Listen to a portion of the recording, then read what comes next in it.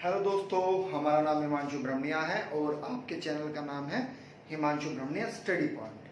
तो जैसे कि आपको पता है कि हम यूपी स्पेशल और constitution polity Gitanjali classes application पर पढ़ा रहे हैं, ठीक है ना। वह हमारी एप्लीकेशन है और हमारी एप्लीकेशन से जुड़ने के लिए आपको गूगल प्ले स्टोर से गीतांजलि एप्लीकेशन डाउनलोड करना होगा। वहां पर आपको नियमित रूप से हमारी कक्षाएं यूपी स्पेशल और कॉन्स्टिट्यूशन और पॉलिटी की मिलती रहेंगी। प्रतिदिन 2 लेक्चर जाते हैं ऑनलाइन और हफ्ते में 2 दिन या 1 दिन हम लाइव आते हैं, ठीक है। तो अगर आप हमारे से जुड़ना चाहते हैं तो हमारी एप्लीकेशन जो गीतांजलि क्लासेस के नाम से है उस पर आप डाउनलोड कर सकते हैं। और जो हमारा बैच कोड है ना, जो हमारा बैच कोड है उसे आप देख लीजिएगा क्या है। बैच कोड का नाम है हमारे हिम PCS 01, ठीक है। आप जैसे ही एप्लीकेशन डाउनलोड करेंगे तो वहां पर आपसे बैच कोड मांगा जाएगा। तो अगर आप हमारे साथ जुड़ना चाहते हैं तो बैच कोड यह है, वह यूपीएससी की सभी परीक्षाओं के लिए यहां पर तैयारी कराई जा रही है। नेट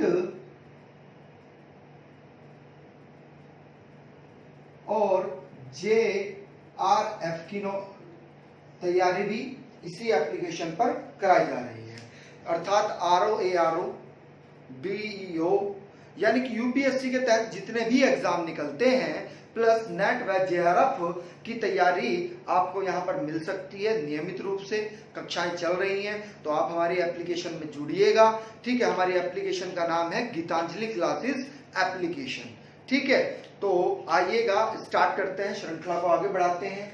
आज हमें पढ़ना है पश्चिमी घाट पर्वत व उसकी विशेषताएं, है ना। तो पश्चिमी घाट पर्वत है क्या, वास्तव में समझिएगा। और किसी को अगर एप्लीकेशन नहीं मिल रही है तो आप एक व्हाट्सएप नंबर लिख लीजिएगा हमारा, ठीक है। ये हमारा फोन नंबर है 9457774535।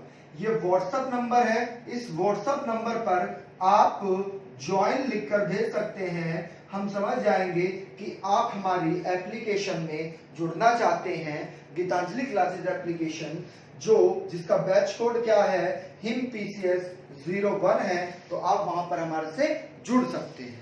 क्लियर पॉइंट, आइएगा। ये तो एक सूचना थी, अब आगे चल रहे हैं, चलिएगा।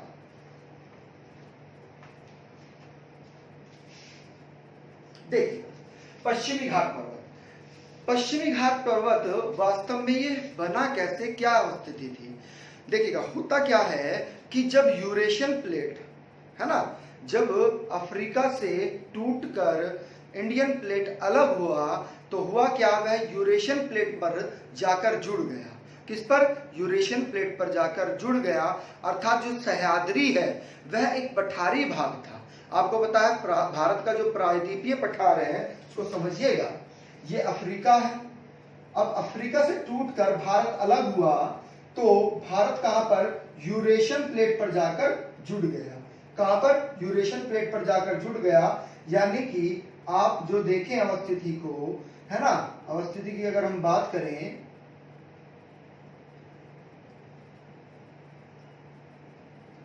ये जो है भाग, ये क्या है, प्रायद्वीपीय पठार है।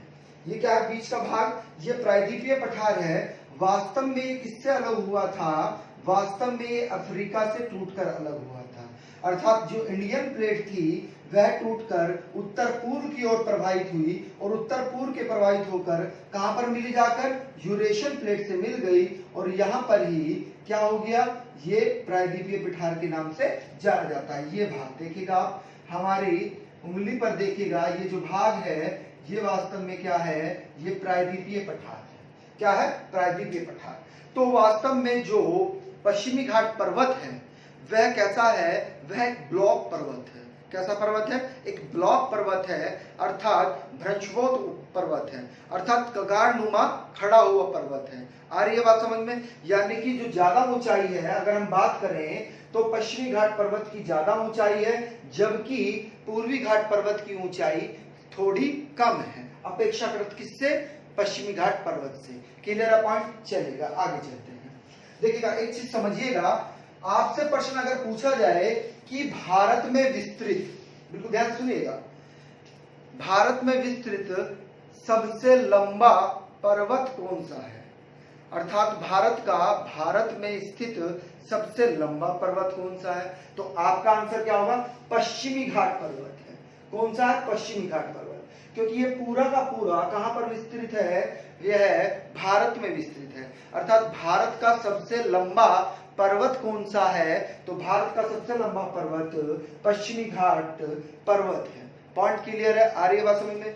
वास्तव में ये तापी नदी से, यहाँ से बैतूल के पठार से तापी नदी निकलती है और तापी नदी के मुहाने से, और यहाँ पर कन्याकुमारी है। कहां पर? यहाँ पर कन्याकुमारी है ना? तो कन्याकुमारी तक क्या है? पश्चिमी घाट विस्तृत है। इसकी लंबाई जो है, इसकी लंबाई 1600 मीटर है। इसे लिख लीजिएगा, कितना है? 1600 मीटर है इसकी लंबाई। ठीक है, अगर पूछा जाए 1600 मीटर तो इसकी लंबाई है, लेकिन अगर पूछा जाए, ठीक है, सॉरी 1600 किलोमीटर है। कितनी है? 1600 किलोमीटर। कितना है? अगर हम लंबाई की बात करें कि पश्चिमी घाट पर्वत की जो लंबाई है वह कितनी है? 1600 किलोमीटर है, जबकि इसकी ऊंचाई की बात करें कि इसकी औसतन ऊंचाई कितनी है, तो इसकी औसतन ऊंचाई 1200 मीटर है। एक चीज समझिएगा कि पश्चिमी घाट पर्वत को प्राचीन नाम, यानी कि जो इसका प्राचीन नाम है वह क्या है? सह्याद्री है। इसका जो प्राचीन नाम है वह क्या है? सह्याद्री है। तो प्रश्न ऐसे भी बन सकता है, आपको ऑप्शन में पश्चिमी घाट पर्वत न देकर सह्याद्री दे दिया जाएगा, तो आपका आंसर वह भी सही होगा, क्योंकि पश्चिमी घाट पर्वत को ही क्या कहते हैं? सह्याद्री कहते हैं। क्लियर है पॉइंट? आ रही है बात समझ में? ये तो हो गई इसकी बात। अब देखिएगा, बिल्कुल ध्यान से समझना है, ये क्या है? ये गुजरात है। ये क्या है वास्तव में? ये गुजरात है। अब गुजरात में देखिएगा, ये जो खाड़ी है, ये जो खाड़ी है, खाड़ी क्या होती है? जिनके तीनों ओर क्या हो? भूखंड हो, और एक ओर क्या हो? जल राशि हो। आप देखिएगा, इसके तीनों ओर क्या है? भूखंड दिखाई दे रहा है, जबकि एक ओर क्या है? जल राशि अर्थात समुद्र है। तो इसे हम क्या कहते हैं? कच्छ की खाड़ी कहते हैं। क्या कहते हैं? कच्छ की खाड़ी कहते हैं। वास्तव में आपको पता है कि कच्छ सबसे बड़ा क्या है? सबसे बड़ा जिला कच्छ है गुजरात का। ठीक है ना? आ रही है बात समझ में? और यहाँ पर एक कस्बा है गुजरात में ही, खंबाट। तो खंबाट के नाम से ही यहाँ पर जो ये जल राशि है, ये खाड़ी है, इसे क्या कहा जाता है? इसे खंबाट की खाड़ी कहा जाता है। क्लियर है पॉइंट? अब अगर हम करें बात कि इसके तट को क्या कहते हैं, है ना, गुजरात के तट को क्या कहते हैं, तो गुजरात के तट को हम कठियावाड़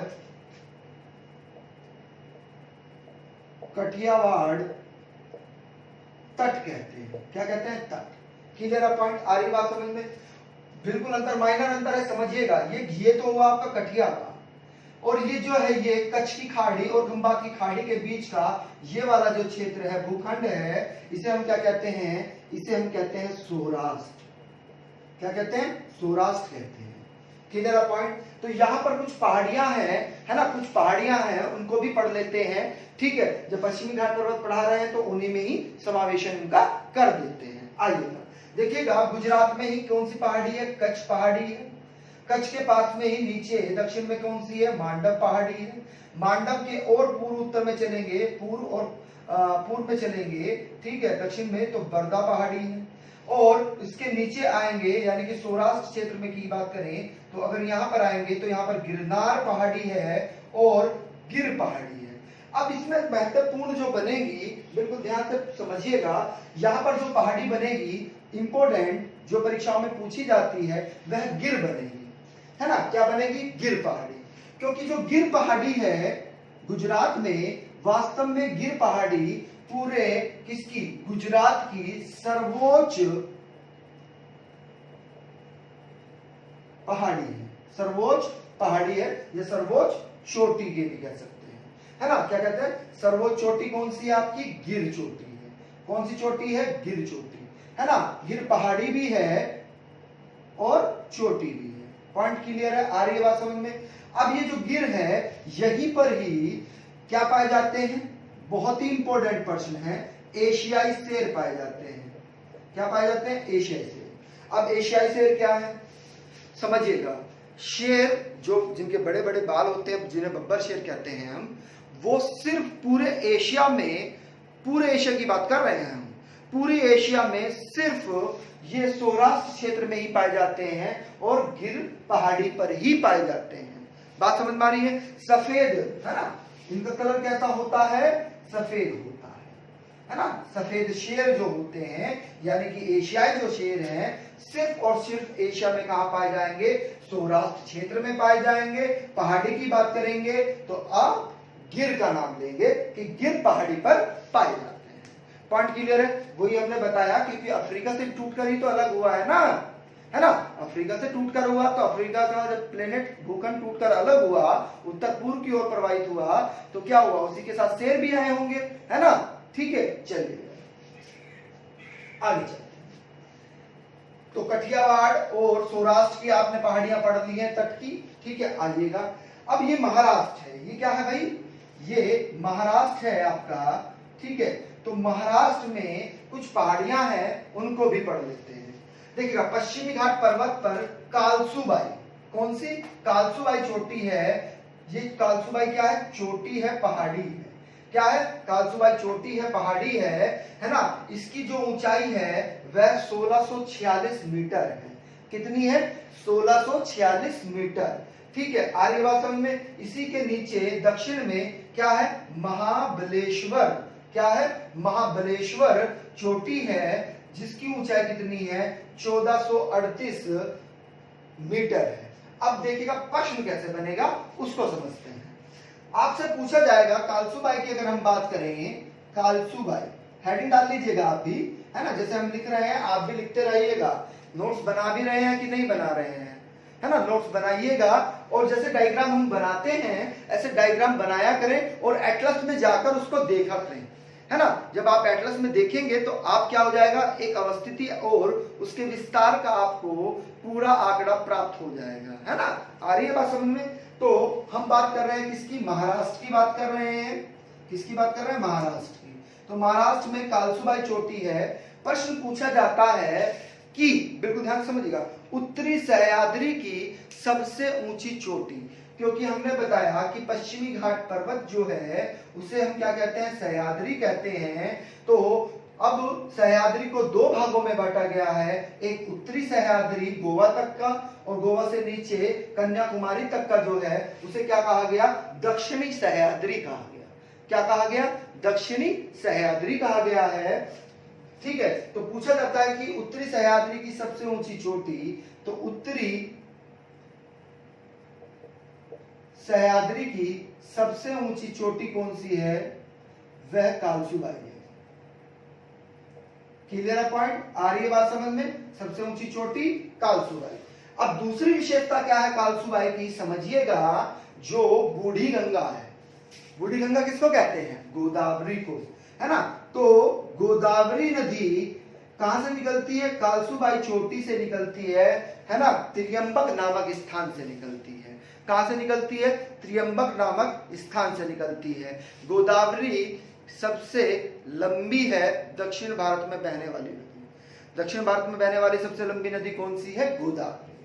तो यहां तक बात समझ में आई आपकी, क्लियर है पॉइंट। चलिएगा, इससे महत्वपूर्ण आगे चलिएगा, अब समझिएगा।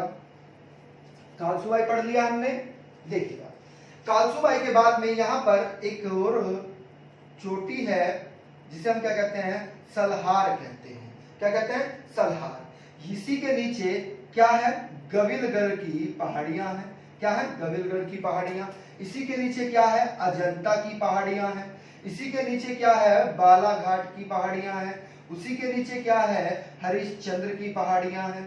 क्लियर है पॉइंट, आ रही है बात समझ में, ठीक है। और हरिश्चंद्र के नीचे यहां पर आएंगे आप सह्याद्री में, तो क्या है, महाबलेश्वर, क्या है, महाबलेश्वर। इनका क्रम याद रखिएगा क्योंकि क्रम भी पूछा जाता है। गोविंदगढ़ के नीचे अजंता, अजंता के नीचे बालघाट, बालघाट के नीचे हरिश्चंद्र, है ना। आप देखिएगा अवस्थिति को बिल्कुल ध्यान से एटलस में। अब हम बात करते हैं महाबलेश्वर की, इसकी महाबलेश्वर, क्योंकि यहां से प्रश्न बनता है तो समझिएगा। महाबलेश्वर की ऊंचाई कितनी है, 1438 मीटर है, कितनी, 1438 मीटर। अब पूछा जाता है कि जो कृष्णा नदी है वह कहां से निकलती है, तो वास्तव में कृष्णा नदी महाबलेश्वर चोटी से ही निकलती है। कहां से, महाबलेश्वर चोटी से निकलती है। क्लियर है पॉइंट, यहां तक चलेगा, आगे चलते हैं।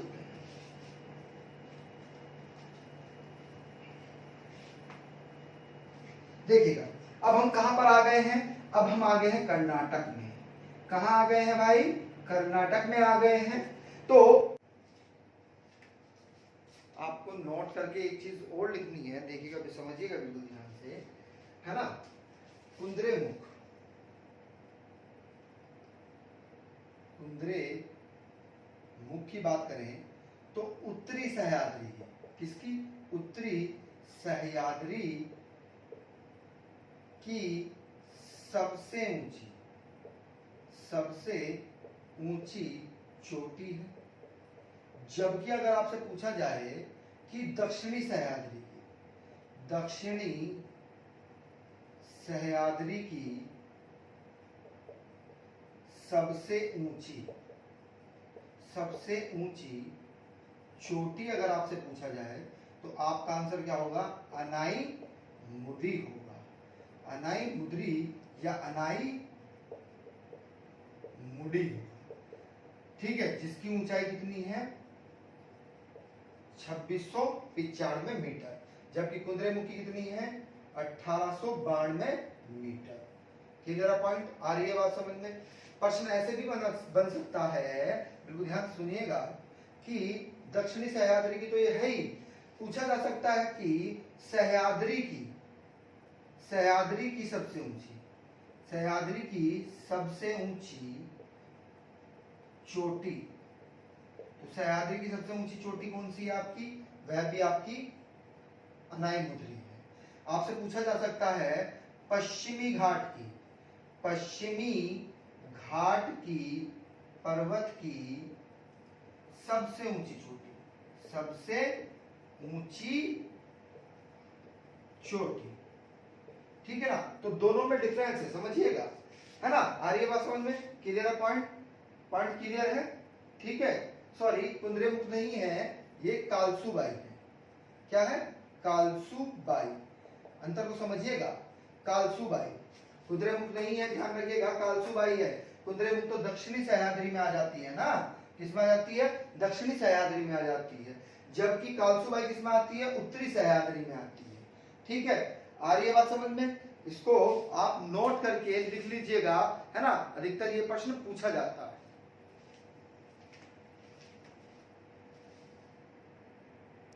ठीक है, अब कुंद्रेमुख के पास ही क्या है, सॉरी उससे ऊपर बाबा बादून की पहाड़ी है, इसको समझिएगा, ये भी इंपॉर्टेंट है। बाबा बादून की पहाड़ी है, बाबू बादून की पहाड़ी की जो सबसे ऊंची चोटी है उसी का नाम क्या है, मुलानगिरी है। क्या है, मुलानगिरी। पूछा जाता है कि सबसे पहले भारत में जो कॉफी उगाई गई थी, है ना, कॉफी यानी कि कहवा जो उगाया गया था सबसे पहले, वह कहां पर उगाया गया था, वह काफी सबसे पहले कहां पर उगाई गई थी, बाबू बादून की पहाड़ी पर ही उगाई गई थी। यहाँ पर एक बाबा रहते थे बादून, उन्हीं के नाम पर ये पहाड़ी है, उन्होंने ही लाकर लगाई थी, है ना। जब हम हिस्ट्री पढ़ाएंगे तो आपको बताएंगे कि कौन से काल में लगाई थी। क्लियर है पॉइंट, चलेगा। और ये बात समझ, अर्थात बाबू बादून की पहाड़ी पर किसकी खेती की जाती है, तो कॉफी की खेती की जाती है। पॉइंट क्लियर है, आगे चलेगा। अब समझिएगा, अगला है पुष्पगिरी। इसी के नीचे क्या है, पुष्पगिरी है जो कर्नाटक में ही है। देखिएगा, पुष्पगिरी का अन्य नाम भी पूछ लेता है। क्या पुष्पगिरी का अन्य नाम क्या है, ये भी प्रश्न पूछ लिया जाता है। तो पुष्पगिरी को ही हम ब्रह्मगिरी भी कहते हैं। क्या कहते हैं? ब्रह्मगिरी। पुष्पगिरी को ही क्या कहते हैं? ब्रह्मगिरी कहते हैं। और पूछा जाता है कि कावेरी नदी कहां से निकलती है? तो कावेरी नदी पुष्पगिरी अर्थात ब्रह्मगिरी से ही निकलती है। पॉइंट क्लियर है? कौन सी? कावेरी। देखिएगा, दो प्रश्न होते हैं, लैंग्वेज को सुनिएगा ध्यान से। दक्षिण भारत की गंगा और दक्षिण की गंगा, शब्दों का अंतर है। दक्षिण भारत की गंगा और दक्षिण की गंगा, दोनों के आंसर अलग अलग हैं। कमेंट में हमें बताइएगा कि क्या आंसर है। हम दोबारा से प्रश्न को रिपीट कर रहे हैं। दक्षिण की गंगा, पहला प्रश्न है दक्षिण की गंगा किसको कहते हैं। दूसरा प्रश्न है दक्षिण भारत की गंगा किसको कहते हैं। कमेंट में बताइएगा, ठीक है। चलिए आइए स्टार्ट करते हैं। तो ब्रह्मगिरी के बारे में आपने समझ लिया है। अब होता क्या है, जैसे ही होता क्या है वास्तव में कि पश्चिमी घाट पर्वत और पूर्वी घाट पर्वत आकर क्या हो जाते हैं? मिल जाते हैं। पश्चिमी घाट पर्वत और पूर्वी घाट पर्वत आकर आपस में मिल जाते हैं। ये आपका क्या है? ये आपका पश्चिमी घाट पर्वत है, पश्चिमी घाट पर्वत है। और ये आपका क्या है? पूर्वी घाट पर्वत। क्या है? पूर्वी घाट पर्वत है। ये जहां पर आकर आपस में मिले, यानी कि एक ग्रंथि का निर्माण हो गया है। किसका? ग्रंथि अर्थात एक गांठ का निर्माण हो गया है। और इस गांठ को ही हम क्या कहते हैं?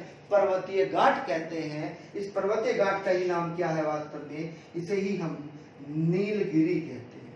क्या कहते हैं? नीलगिरी कहते हैं। पॉइंट क्लियर है? आ रही है बात समझ में? और नीलगिरी की ही सबसे ऊंची जो चोटी है उसी का नाम क्या है? उसी का नाम डोडा बेटा है। क्या है? डोडा बेटा, जिसकी ऊंचाई 2637 मीटर है। जिसकी ऊंचाई कितनी है? 2637 मीटर है ना। किसकी सबसे ऊंची चोटी? नीलगिरी पर्वत गांठ की चोटी है ना। पर्वतीय ग्रंथि भी बोल सकता है, पर्वतीय गांठ भी बोल सकता है, नीलगिरी भी बोल सकता है। क्लियर है? पॉइंट आ रही है बात समझ में? ठीक है। अब इसकी जो सबसे ऊंची चोटी है वह कौन सी है? डोडा बेटा है, जो 2637 मीटर की है। प्रश्न ये भी बनता है कि ये कौन से राज्य में विस्तृत है? तो वास्तव में ये तमिलनाडु में विस्तृत है। कहां पर? तमिलनाडु में। ठीक है, आ रही है बात समझ में? क्योंकि जो नीलगिरी पर्वत है इसका विस्तार वास्तव में 3 राज्यों में है। कितने राज्यों में है? 3 राज्यों में। ये भी प्रश्न बनता है। इसका कर्नाटक, केरल और तमिलनाडु है ना। 3 राज्यों में विस्तृत है। पॉइंट क्लियर है? आ रही बात समझ में? ठीक है। देखिएगा, नीलगिरी के बारे में कुछ और विशेषताएं हैं, नोट आउट करते रहिएगा आप भी भैया, है ना। नोट आउट करते रहिएगा। नीलगिरी की कुछ और विशेषताएं हैं, उन पर भी चर्चा कर लेते हैं। नीलगिरी 3 राज्यों में विस्तृत है। अब देखिएगा, बिल्कुल ध्यान से समझना एक एक पॉइंट को, क्योंकि यहां से प्रश्न बनता है और बार बार परीक्षाओं में पूछा जाता है। ठीक है, तो इसकी सबसे ऊंची चोटी कौन सी है भाई? डोडा बेटा है। डोडा बेटा क्या है? सबसे ऊंची चोटी। सबसे ऊंची चोटी किसकी? नीलगिरी पर्वत की। बात हम नीलगिरी पर्वत की कर रहे हैं। अगर पूछा जाए कि पश्चिमी घाट पर्वत की दूसरी सबसे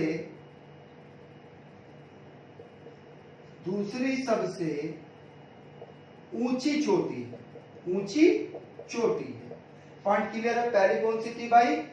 पहली कौन सी थी? कुंद्रेमुख। दूसरी कौन सी है? डोडा बेटा, पश्चिमी घाट पर्वत की। क्लियर है पॉइंट? लेकिन नीलगिरी की सबसे ऊंची चोटी डोडा बेटा। और डोडा बेटा क्या है? वास्तव में एक जनजाति है। यहाँ पर डोडा बेटा नामक जनजाति के लोग रहते हैं, जो क्या करते हैं? जो वास्तव में, बिल्कुल ध्यान से समझना है इस पॉइंट को, जो भैंस पालन करते हैं। भैंस पालन इनका मुख्य पेशा है। बकरी पालन, कौन सा?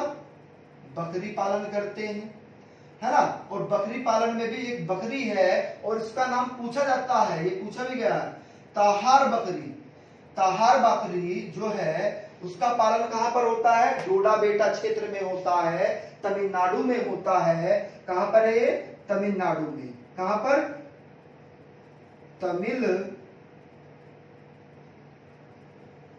तमिलनाडु में। कहां पर? तमिलनाडु में विस्तृत है। पॉइंट क्लियर है? आ रही है बात समझ में? ये आपसे पूछा जाता है डोडा बेटा के बारे में, ठीक है। आ रही है बात समझ में? यहाँ पर हाँ शायद हमने लिखा हुआ भी था, ये रहा डोडा बेटा, हमारा ध्यान नहीं पड़ा है ना। तो दोनों पर्वत जहां पर आकर मिल गए हैं उसे क्या कहते हैं? डोडा बेटा कहते हैं, है ना। यानी कि नीलगिरी पर्वत की सबसे ऊंची चोटी डोडा बेटा, और दक्षिण भारत की दूसरी सबसे ऊंची चोटी वो भी डोडा बेटा। दक्षिण भारत की दूसरी सबसे ऊंची चोटी वो भी डोडा बेटा। पश्चिमी घाट पर्वत की दूसरी सबसे ऊंची चोटी डोडा बेटा। नीलगिरी की सबसे ऊंची चोटी डोडा बेटा, है ना। प्रश्न कैसे भी घुमाकर आपसे पूछा जा सकता है।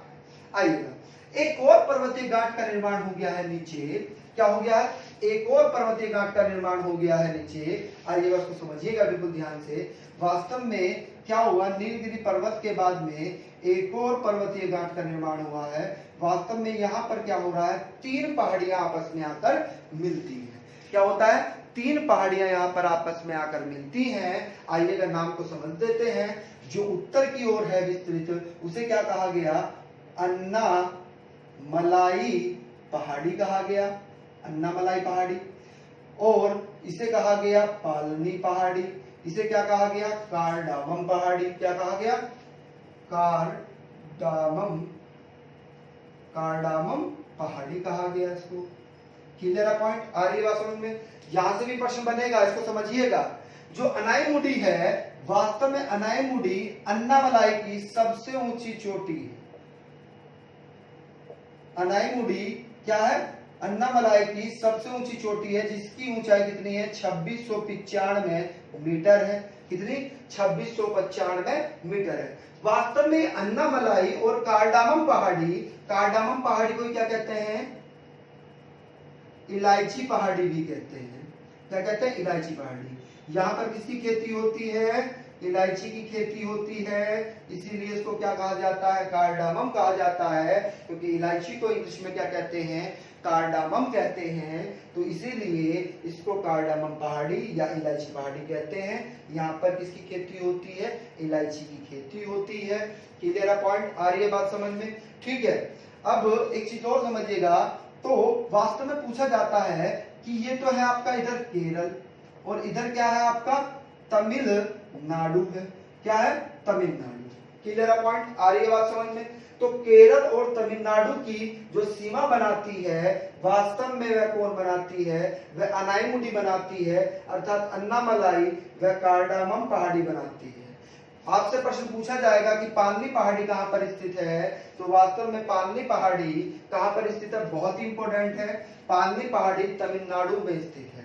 कहां पर स्थित है? तमिलनाडु।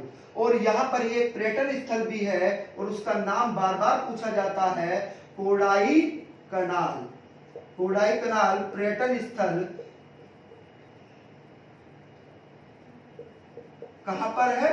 पालनी पहाड़ी पर है, तमिलनाडु में स्थित है। कहां पर है? तमिलनाडु में स्थित है, पालनी पहाड़ी पर स्थित है। कौन सा पर्यटन स्थल? कोडाई कनाल। क्लियर है पॉइंट? बात समझ में आ रही है यहाँ तक? कोई दिक्कत, कोई परेशानी? आगे चले तो सर्वोच्च चोटी कौन सी होगी भैया? सर्वोच्च चोटी होगी आपकी अनाईमुडी। किसकी? अन्नामलाई पहाड़ी की। ठीक है, क्लियर है पॉइंट? चलेगा। देखिएगा, नोट करके एक चीज लिखिएगा आप। अब नोट करके एक चीज, ये डायग्राम बनाया करें यहाँ पे, है ना। जैसे हम बनाते हैं ऐसे डायग्राम आप भी बनाया करें, ठीक है। देखिएगा, नीलगिरी के बारे में थोड़ा सा और चीजों को समझिएगा, नोट करके लिखना है। नीलगिरी पर्वत की बात करेंगे। किसकी बात करें? नीलगिरी पर्वत। तो हमने बताया कि 3 राज्यों में विस्तृत है। अब यहां से पर्यटन स्थलों के बारे में भी पूछा जाता है, बिल्कुल ध्यान समझिएगा। केरल, क्या? केरल की बात करेंगे। तो केरल में बिल्कुल समझिएगा ध्यान से, केरल में साइलेंट वैली स्थित है। साइलेंट वैली को ही क्या कहते हैं? शांत घाटी स्थित है। आ रही बात समझ में? क्या? शांत घाटी। शांत घाटी यहाँ पर क्या होता है? सदाबहार वन है। क्या है? सदाबहार वन है, यानी कि सदाबहार वन है। अब समझिएगा आप बिल्कुल ध्यान से, यहाँ पर होता क्या है? दक्षिणी पश्चिमी मानसून जब आता है तो यहाँ पर वर्षा वर्ष भर बनी रहती है, क्योंकि किसके पास में है? विषुवत रेखा के पास में है। जब विषुवत रेखा के पास में है और समुद्र के भी पास में है तो वर्ष वर्ष वर्षा बनी रहती है, जिसके कारण यहाँ पर क्या हो गया है? सदा बहार वन का निर्माण हो गया है, यानी कि यहाँ पर जो वन पाए जाते हैं सदाबहार वन पाए जाते हैं। अब जो सदाबहार वन है क्या होता है उनमें कि धूप जो होती है वह तट पर नहीं पहुंच पाती है, तल तक नहीं पहुंच पाती है। आ रही है बात समझ में? तल तक नहीं पहुंच पाती है। वहां पर क्या रहता है? बहुत ही घना जंगल रहता है ना? बहुत ही घना जंगल रहता है, यानी कि धूप जो सूर्य की किरणें हैं वह धरातल तक नहीं पहुंच पाती हैं, वह इतना घना रहता है। सबसे ज्यादा जैव विविधता यहीं पर है, पूछा जाता है, और ये यूनेस्को में शामिल है। किसमें शामिल है? इसको लिख भी लीजिएगा, ये यूनेस्को में शामिल है ना?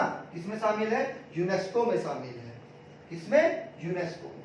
आ रही है बात समझ में? पॉइंट क्लियर है? आगे चले चलिएगा।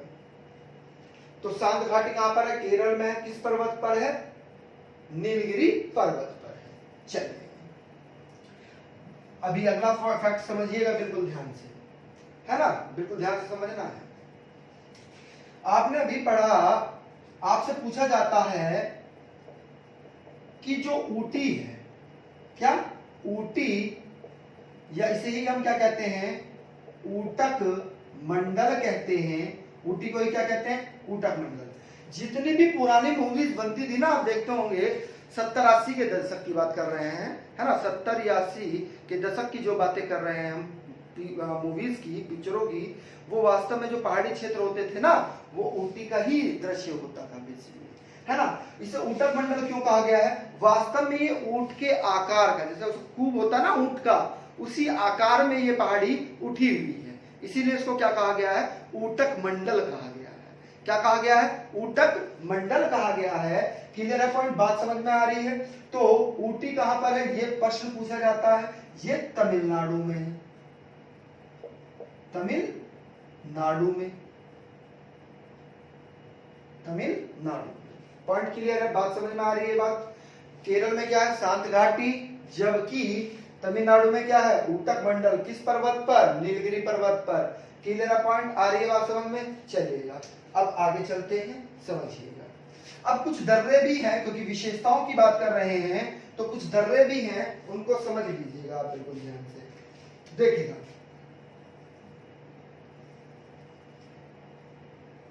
दर्रे क्या होते हैं? जो समतल सपाट रास्ता प्रदान करते हैं किसी पर्वत को पार करने के लिए। आ रही है बात समझ में? दर्रे वह कहलाते हैं।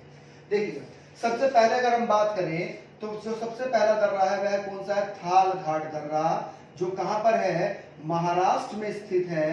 कहां पर? महाराष्ट्र में स्थित है। अब ये सबसे इंपॉर्टेंट बात क्या बनी महाराष्ट्र में, कि ये करता, मतलब इसका यूज क्या है? तो ये मुंबई से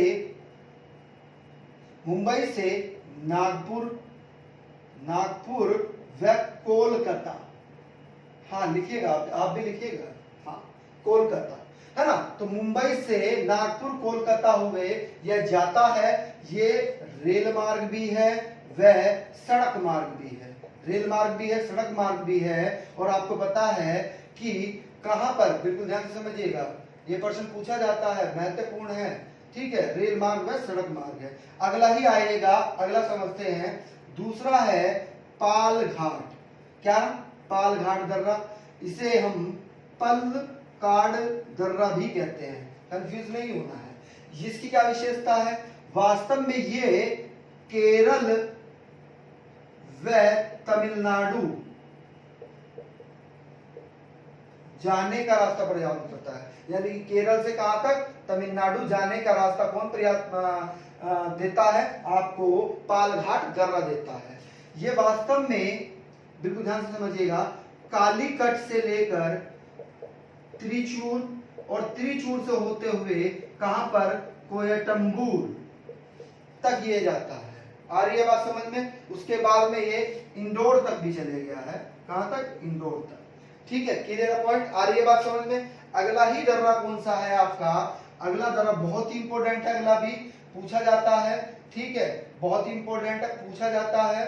ठीक है, पालघाट के बारे में आपने पढ़ लिया है, चलेगा। अब चौथा जो है उसे कहते हैं सेनकोटा। क्या कहते हैं, सेनकोटा। तो सेनकोटा वास्तव में, बिल्कुल ध्यान से समझिएगा, ये प्रश्न पूछा भी गया है, जो हम कह रहे हैं ना, नोट आउट कर लीजिएगा। नागर कोयल व कार्डामम पहाड़ी, कार्डामम पहाड़ी जो है आपकी पहाड़ियों के बीच में है। किसके, नागर कोयल व कार्डामम पहाड़ी के बीच में है। और ये क्या करता है वास्तव में, ये वास्तव में तिरुवनंतपुरम से कहां तक, मदुरई, कहां तक, मदुरई तक का सड़क मार्ग देता है। क्या देता है, सड़क मार्ग। क्लियर है पॉइंट, आ रही है बात समझ में, पॉइंट क्लियर है।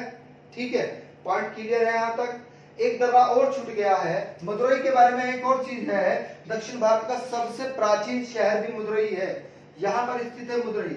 ठीक है, आ रही है बात समझ में। एक दर्रा और छूट गया, उसको भी लिख लीजिएगा, पालघाट और थालघाट के बीच में ही है, जिसे हम क्या कहते हैं, थालघाट। क्या कहते हैं, थालघाट दर्रा। तो थालघाट दर्रे की विशेषता क्या है, इसको समझिएगा बिल्कुल ध्यान से। ये भी कहां पर है, महाराष्ट्र में स्थित है।